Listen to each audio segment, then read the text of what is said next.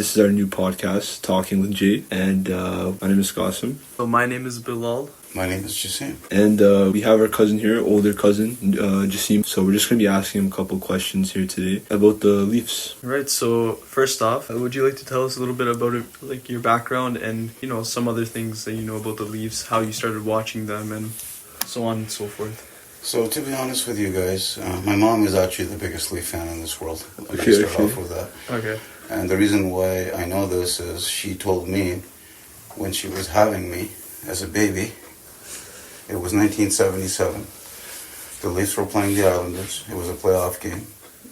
It was April 24th. And what happened was, unfortunately, the Toronto Maple Leafs lost in overtime. And this is a true story. And the New York Islanders beat the Leafs in the playoffs. And it was, the first round, right?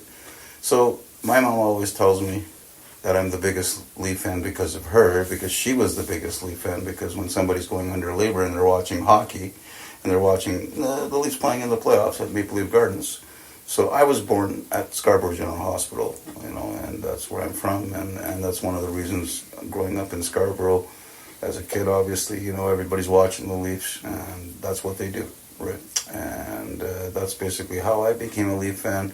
Obviously, back then in the late 70s, there used to be just hockey night in Canada. So, me and my dad and my mom, we would put on Saturday nights, watch Don Cherry, rant about the world. And, obviously that's just how the world works. And we became Leaf fans because he was a Leaf fan. And that's big. Now, the Leafs didn't have a good team in 77. They did have Lanny McDonald, one of our heroes, Daryl Sittler, another hero. I mean, these are all heroes.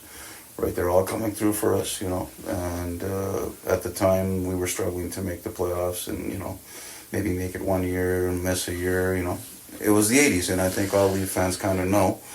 The 80s was a time where, we had a few people like Rick Vive, who are our heroes, who scored 50 goals for us. Mm-hmm. Gary Lehman, Russ Courtnall, my heroes, growing up. Peter Inachek, Miroslav Fricher, they didn't know one word of English, but they scored goals for us. And, we were proud of them. Now, we would play teams like the Edmonton Oilers with Gretzky and Messier, and we would lose 7-4. We'd be happy because Miroslav Fricher scored a goal. We were the happiest people in the world. There you go.